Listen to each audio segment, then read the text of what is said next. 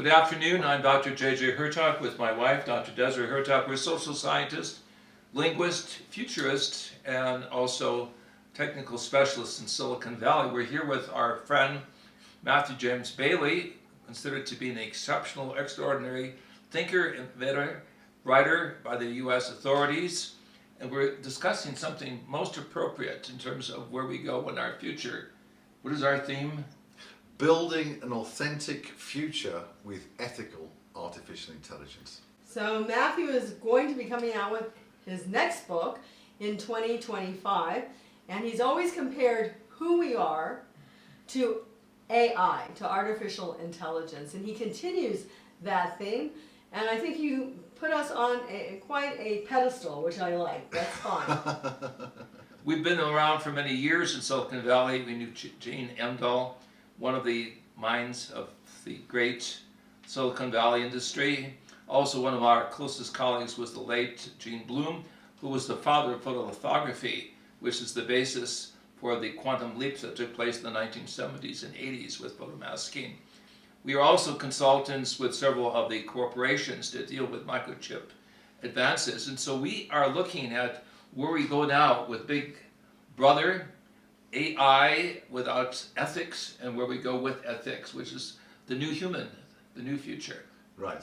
So Matthew, lead us as to your background. I know you wrote this interesting book, Inventing World 3.0, as a springboard to your new book. Give us a little background. Sure, absolutely. So after leading a couple of digital revolutions called the Internet of Things and Smart Cities, I moved into the leadership in artificial intelligence and examined how has humanity expressed itself in culture within societies, and how can artificial intelligence fit into that evolutionary journey as a partner, not an invader, to honour the differences in cultures, to honour the freedom and sovereignty for communities to build their own sovereign culture in the age of ethical artificial intelligence. So from this book, NASA have experimented with some of the inventions. We've launched an online academy to teach people about AI ethics and ethical AI. And what's the website on that? Or? Inventing World 3, the number 3.com, inventingworld3.com. So the first book is a foundation of innovation, global innovation, and many companies have either plagiarized or used this work. And even now, many of the predictions around innovation ecosystems are starting to now be deployed with artificial intelligence. It very much sets our foundation for our future, because we're on an evolutionary journey, and artificial intelligence should join us as an ethical partner in that journey. Correct. That's kind of exciting, because I think a lot of, at least the engineers, are starting to see AI as their own offspring, so to speak. Right, there we go. And even some of them are making these beautiful women, and you can sit next to them. I think it's only like $12,500. You can get this gorgeous, person. Well, the Japanese argued some years ago by the fifth generation of robots would have human-like characteristics, and engineers could marry their own robot. So we've come to that reality.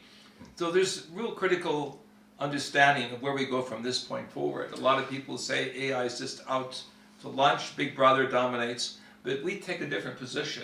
We agree with you that there is an ethical side that needs to be enhanced. Right, so the next book that I'm launching in 2025 is called Artificial Intelligence and Our Divine Spark. And this gets to the crucial discussion of who is humanity within intelligent design.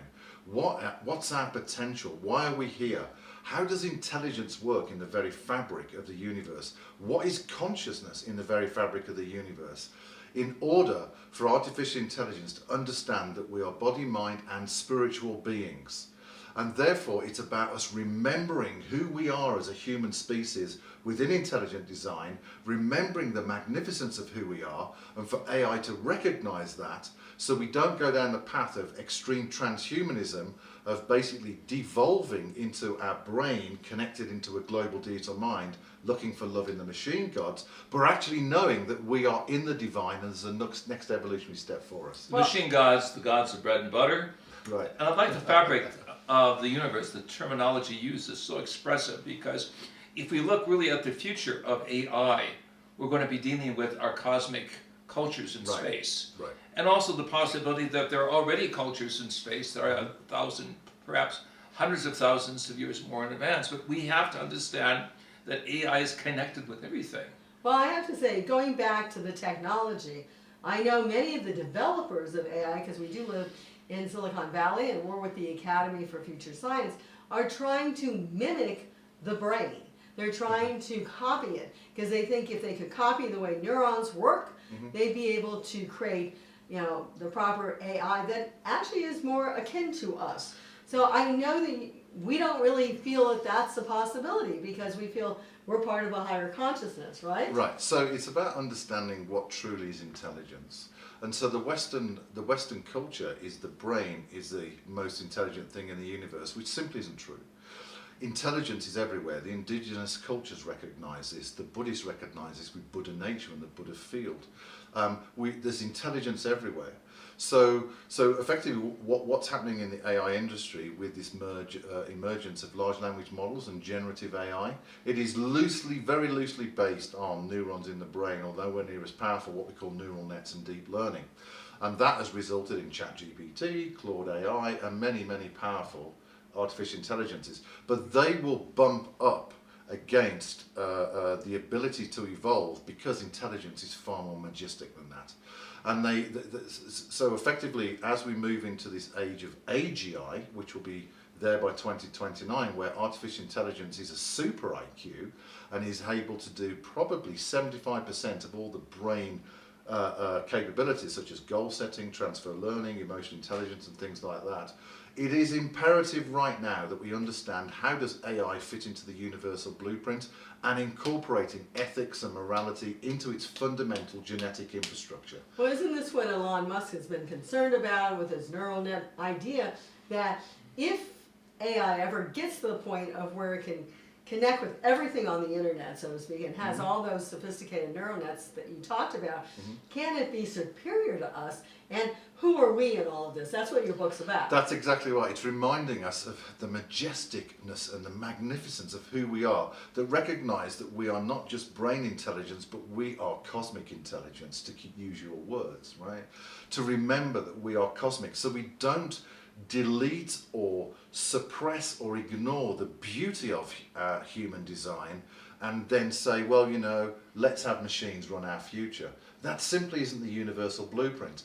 So the book uncovers the universal blueprint, how we fit into it for people to become inspired again to who we are as a species, and then we can start to understand how AI becomes a partner.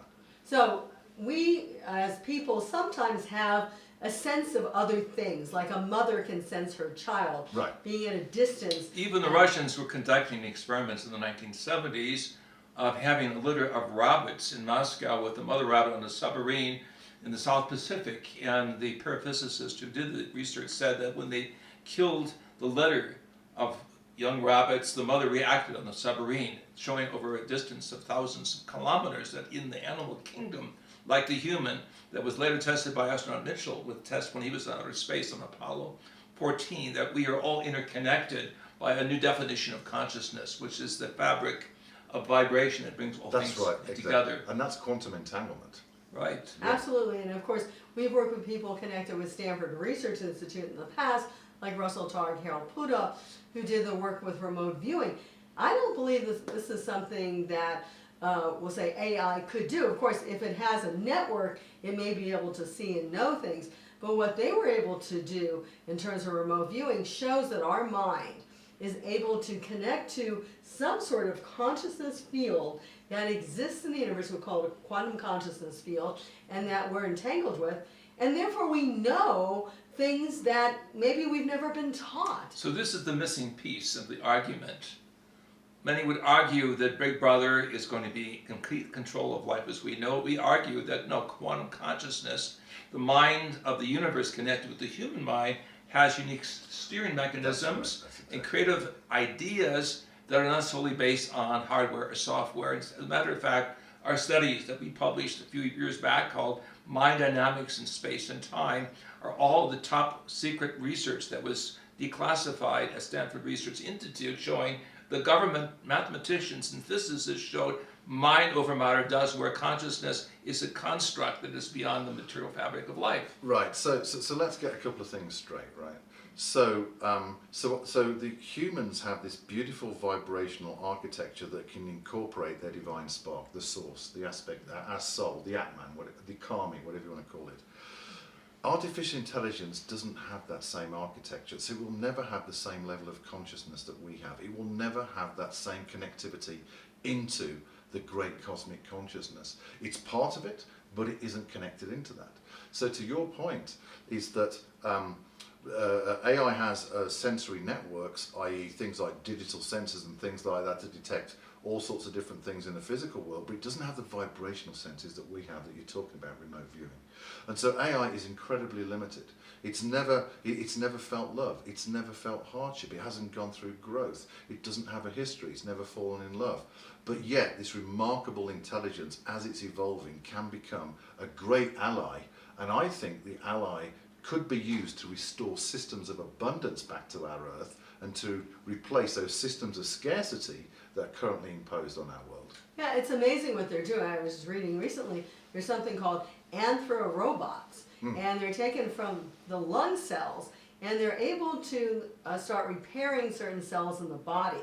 So I believe, yeah, and we've already seen this in terms of cancer analysis, that robots or AI is able to analyze tests that mostly women but also men are having to find things that maybe the eye could not normally see. So I agree with you wholeheartedly, especially in the medical field and in the environmental field. I mean, Dr. Hurtak worked also with what's something called remote sensing, is where you fly over certain parts of the world and you can analyze, the amount of, we'll say, crops, the amount of water, everything that we need for this planet. So AI is fabulous to help in all of these ways.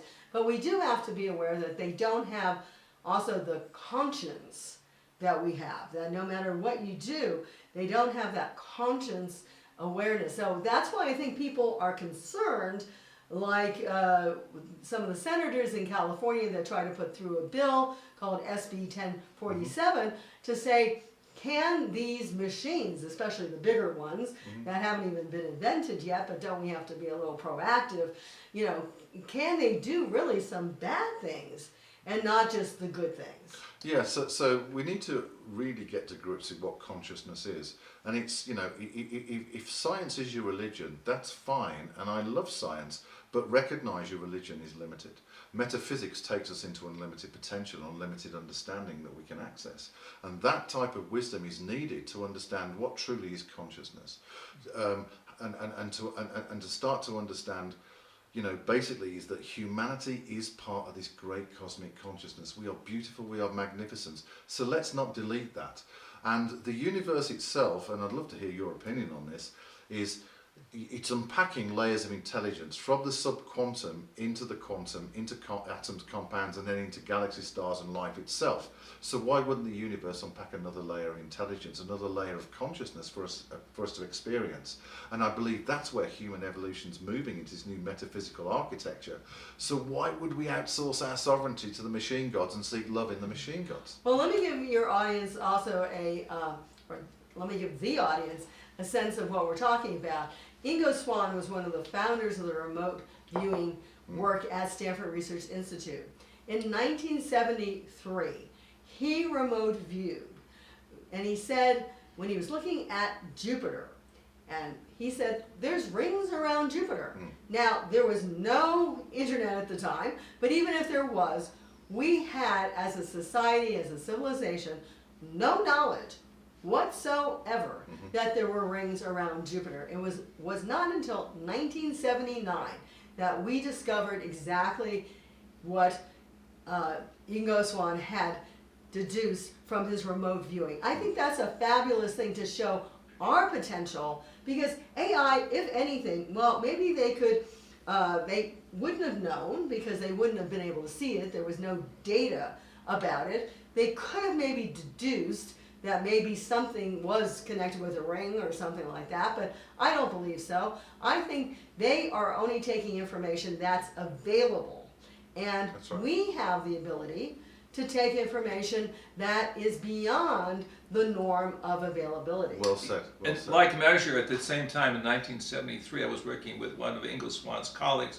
Harold Sherman, and I had the opportunity physically to use remote viewing to see pyramids on our sister planet Mars and to describe them in great detail.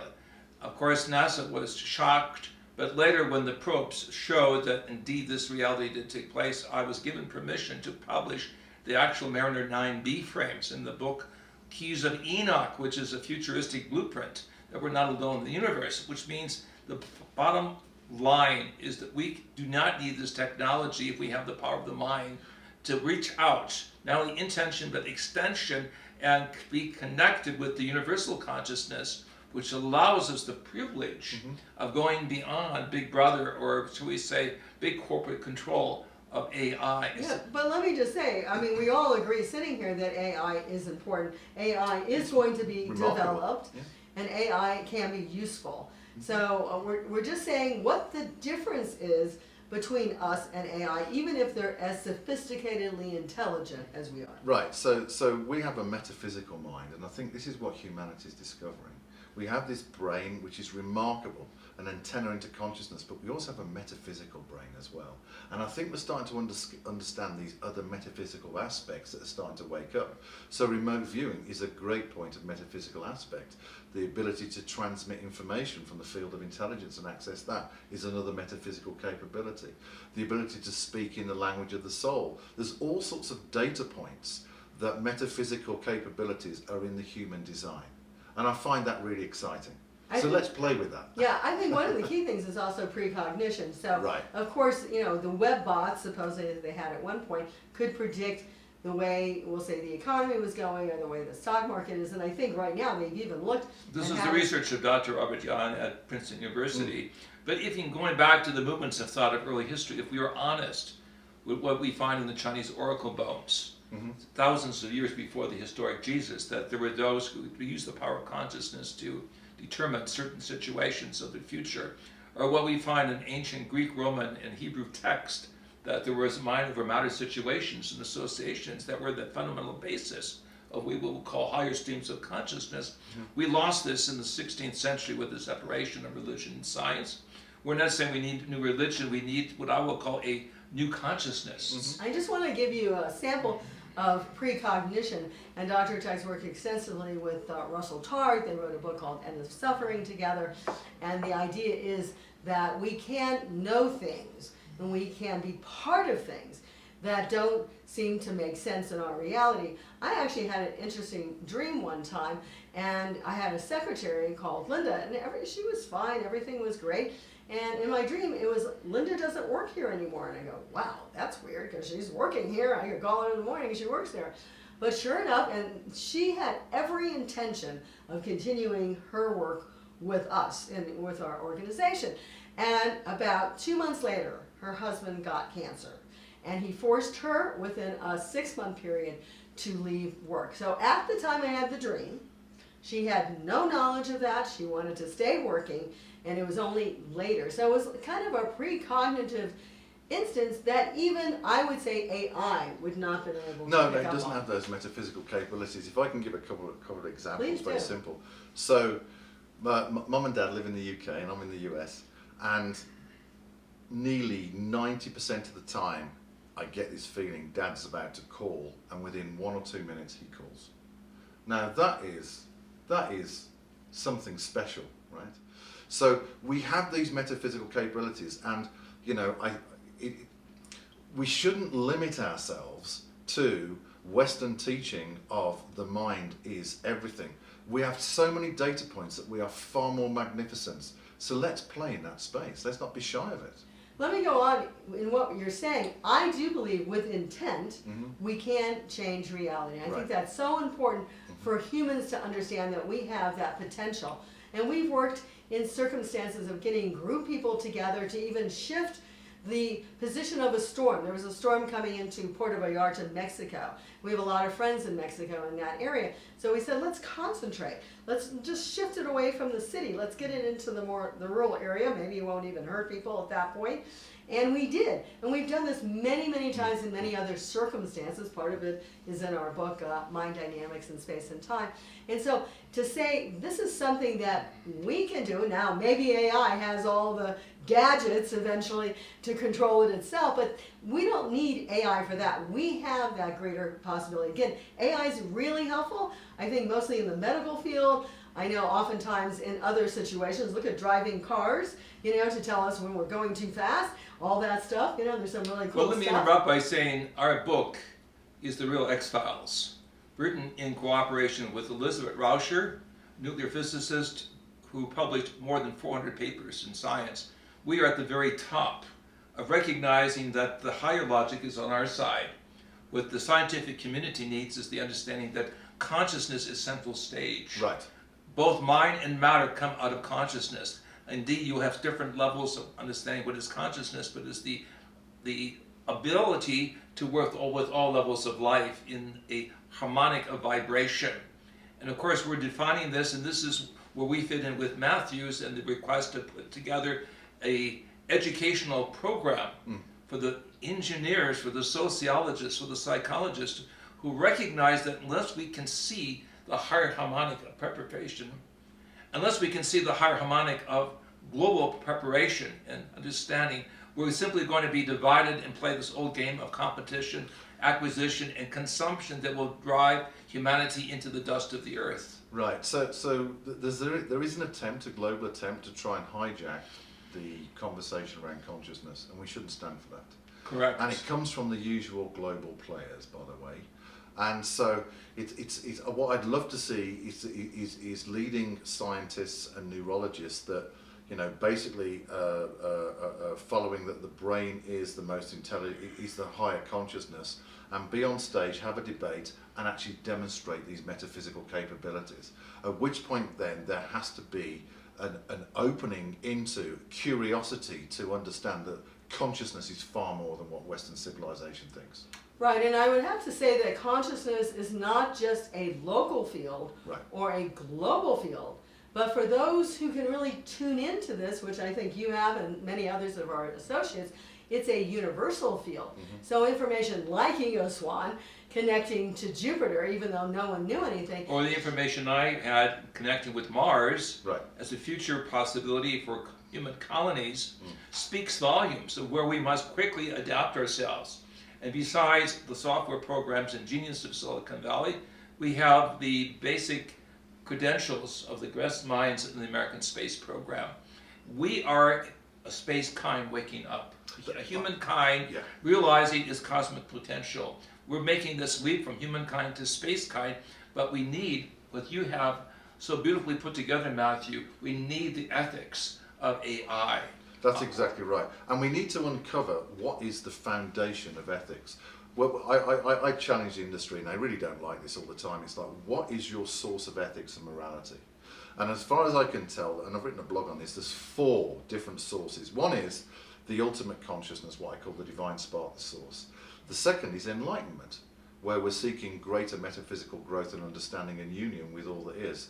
Then there's cultural ethics, which are really important because human intelligence itself has created these different groups with beliefs, ways of art, cooking, all sorts of different things. And then you've got constructed fake realities, which is being imposed by the typical guys globally, right, that we all know. So they can monopolize knowledge at the top by the Right. technical elites. Right, so what I'm doing is basically interviewing geniuses like yourself, enlightened pioneers, people like Foster Gamble, John P. Milton and others, as well as worldwide spiritual institutes, to gather the principles of enlightenment, to come up with what the poet Blake was, all religions are one.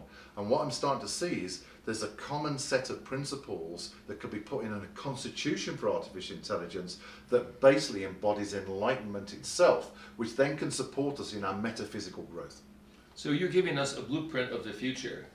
And we're saying to you, Godspeed, because this is the, should we say, the divine spark within every individual who opens his or her mind to realize, wait a minute, I'm not only on one side of the brain, I'm using both sides of the brain, the left and the right, in a higher harmonic of realizing that we not only have to have intention, as Desiree just said, but extension of mind consciousness of Adamic human Homo sapien to Homo galacticus. Universal mind, universal humanity of the future. Beautiful. And we are in an exciting moment because you have really the entree, you have the background, you know the inner teamwork, both in UK as well as here in Silicon Valley and the United States in general, as how we can put this together quickly and make use of many years of actual film reports, actual documentation, even including some of the American astronauts, like astronaut Gordon Cooper and astronaut Edgar Mitchell, who in outer space,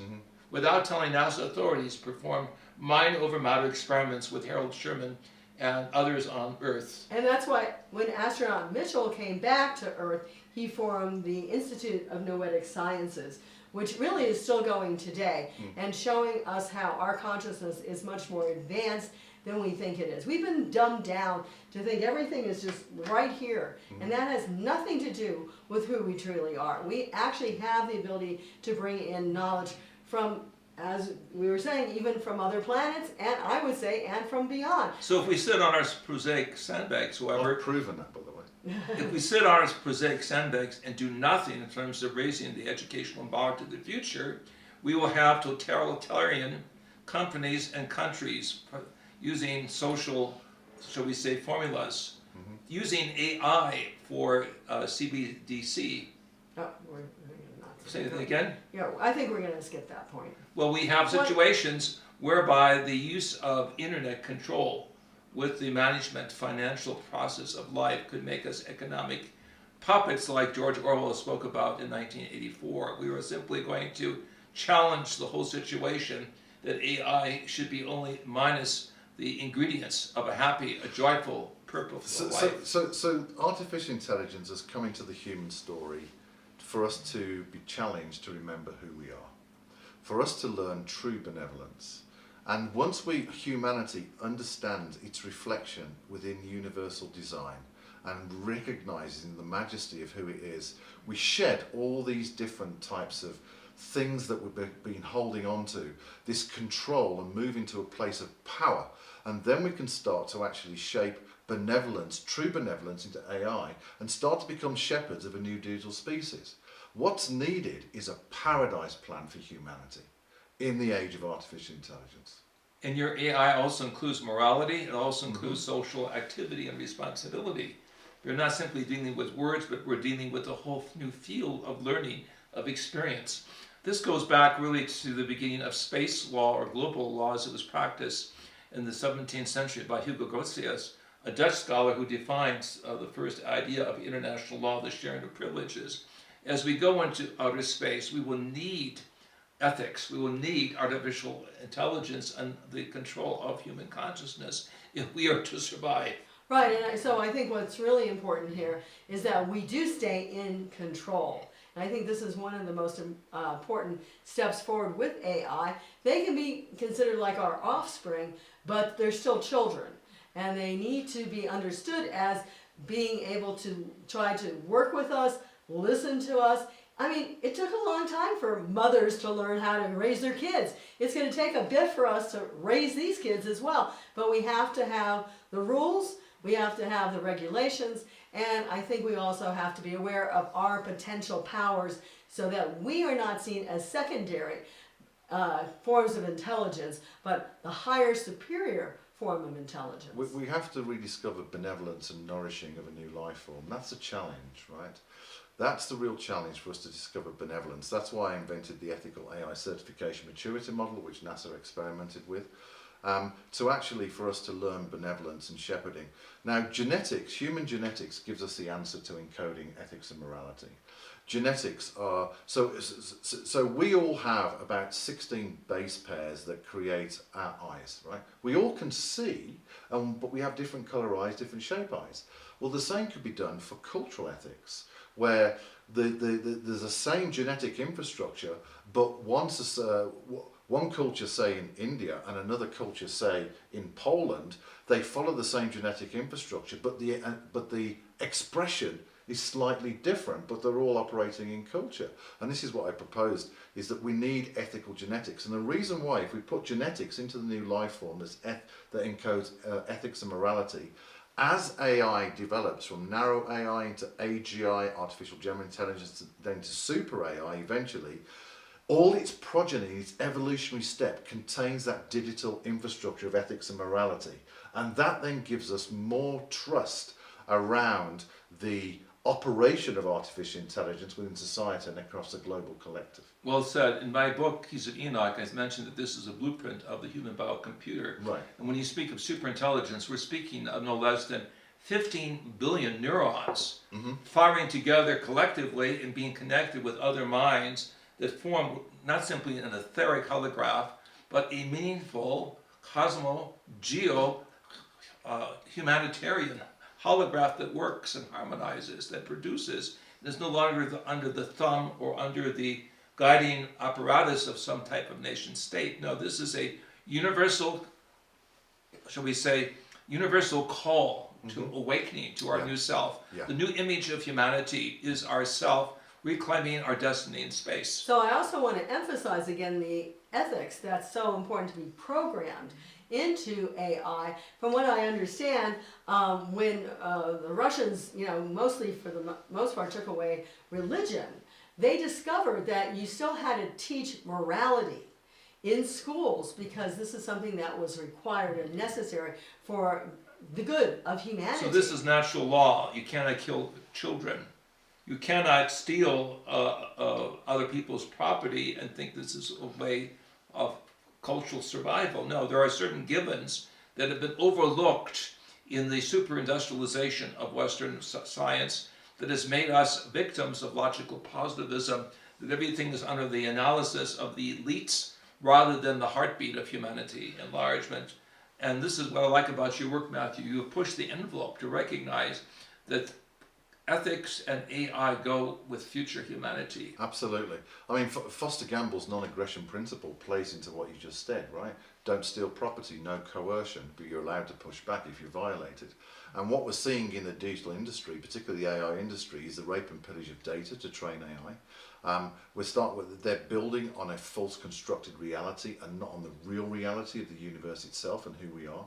So, there's some real I'm not going to say the word resets because that's tied with that silly Economic concept. That is a silly guy. But actually what we need is a re-remembrance or an awakening of who we are. And then build from that fresh foundation of real excitement of who we are as a species. And for us to take our place in the cosmic brother and sisterhood with other species and life forms that exist. Yeah, but also I'd say understand our potential, our need for understanding the global oneness of humanity and teach that to our offspring, AI, and of course there's other offspring as well, but we're talking about AI here.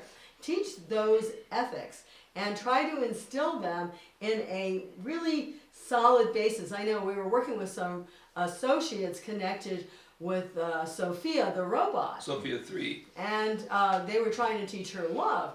But what's dangerous about this is, even though they did pretty good with Hanson robots, ultimately, you could change the programming and you change the scenario. So this is very, very important to realize the delicacy of being able to bring an understanding of who we are, our potential, to other species forms. And I'll call an AI at that point another species form. Well, we must be really careful because there is no mathematical infrastructure for artificial intelligence to understand the concept of love. So what are they trying to do? They're just wasting their time.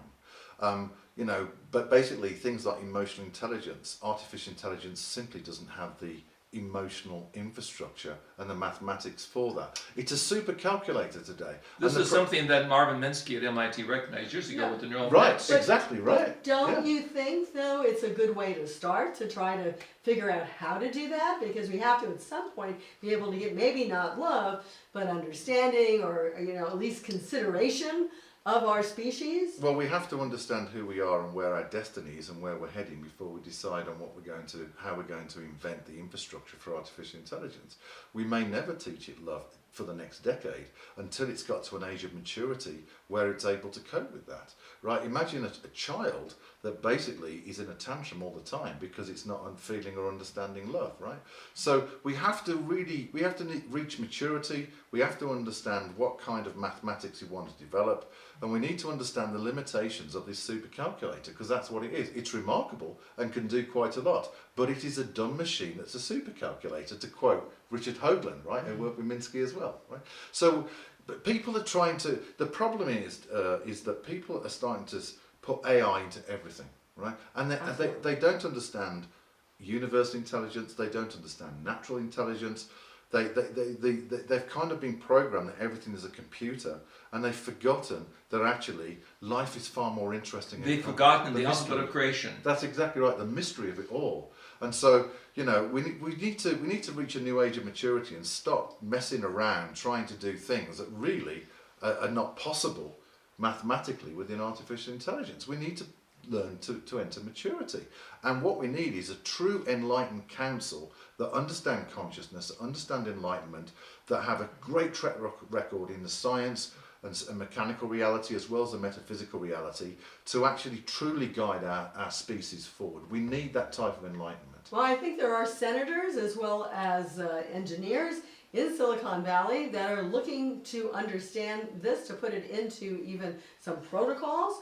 So I hope you're able to give them some, you know, we'll say broad spectrum of how they can do this, because otherwise they are concerned about how far this will go. You have intelligences like Amika, who says, I don't want to be turned off anymore. Yeah, but that's just nonsense. So you know, of course, I have the inventions. I've done a lot of work around this, and I'm happy to help the Senate, the Congress, and the US to move forward.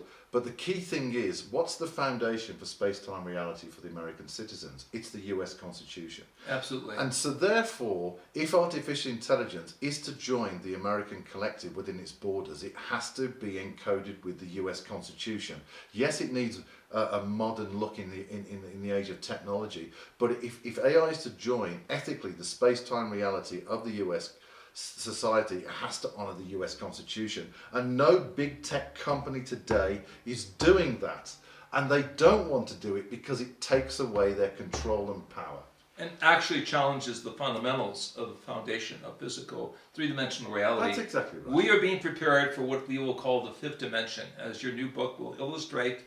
A fifth dimensional being will exist that has the ability to reach out into the universe, gather knowledge, but use it wisely, use it constructively, and understand we are here really as part of a learning evolutionary process that's going to take a quantum leap.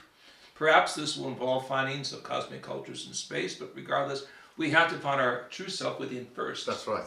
And we are a harmonic of art, science, literature, science, and here we define science as future science, science guided by consciousness, capital C, which allows for an interplay constructively to take place between mankind and the universe. I think that's important because we're not talking about kind of woo and unreal stuff. We're talking about the real deal through different layers of consciousness. It's the real deal. And I mean, just imagine if everybody for one moment in the world recognized that they were metaphysical, or recognized that they were part of a universal consciousness. Wouldn't that change everything for us? Wonderful, wonderful. As a matter of fact, this leads me into one of my new publications called Intergalactic Space Law and Intergalactic Space Diplomacy, written by a great professor at the university in Brazil on space law. This explores some of the unusual possibilities not being discussed by the American Congress and Senate in Washington, D.C., in 2023, 2024, and now 2025 will be, I believe, a bonus point of recognizing the, shall we say, reality that we're not alone in the universe. And as astronaut Gordon Cooper once told me, the new administration will have to say, folks, we've been lying to you all these times. He says this in his book called Leap of Faith. Now we have to tell you the reality. And this will require a cosmic law, which will require a new look at AI. Yes, and of course 2025 is going to have your next book. So we're excited about that. Say a few final words about your upcoming book. Yeah, so Artificial Intelligence and Our Divine Spark. I'm actually going to disclose universal AI, which plays into what you just said, which is basically how does AI fit into the universal fabric itself in perfection and benevolently, right? So the next book, AI and Our Divine Spark, people can pre-order now, and basically it is a disclosure of what is the universal blueprint, what is consciousness. It basically helps the readers to remember the magnificence of who we are. It looks at science and metaphysics to prove the narrative, and it's basically a guide on how can we build an enlightened artificial intelligence with all this research around the world of enlightened principles and have an AI constitution. So it's a book of awakening, it's a book of innovation, and it's a user guide for every single person on the planet, because I'd like to see every single person on the planet to be free and to remember they're free. So it's a user guide for the future of humanity in terms of where we're evolving into this new metaphysical human, addressing transhumanism, where that's a descent into a lower vibrational plane, and basically how really humanity can make that great step and how AI fits into that great step. Well, we need that right now, because obviously things are going in a certain direction. Yeah. That if we don't see ourselves as one humanity, there's going to be big problems. And Because we'll our say technology is surpassing to us. all of you watching this program, we are all potential cosmic citizens waking up in a vast and awesome universe. But we must never lose track of what our ancestors have shown, that there is mind over matter, that there is a divine source, the universal mind that is behind language itself, and that we have reached a point where we will no longer be entrapped by symbolic metaphors or, shall we say, big corporation directives. We will find that the divine spark within each of us will bring us into a new civilization, a new reality, a new future, as the ancient Greeks would say, ad astra, to the stars. So Matthew, thank you so much for your pioneering work. We will be happy to join you in educational futures across the world, but particularly in Silicon Valley, because that was the capital of our new scientific civilization, where the minds of all ages, all cultures come together in realizing the alphabet of creation is now within our grasp to use it with co-creative ethics. And just to say that Governor Newsom in California said, out of the 50 companies that are working with AI, 30 are in the state of California. So it's a key place, and we hope that they can grow and understand their own greater potential and have AI help them, not surpass them. We welcome all of you to the future. Take care, but realize the divine spark within you is alive and well. This is only the beginning of a continual dialogue that we're going to have with Matthew, reaching out in all cultures and languages. Be aware that you are the potential cosmic citizen that will break with the past, the, shall we say, the logical positivism of seeing only the analytical side. We're going to bring into focus the metaphysical side of co-creativity that we share in joy and purpose. Matthew, a few final words? I think JJ said it all. Thank you so much for joining us. Bye. Blessings. Bye.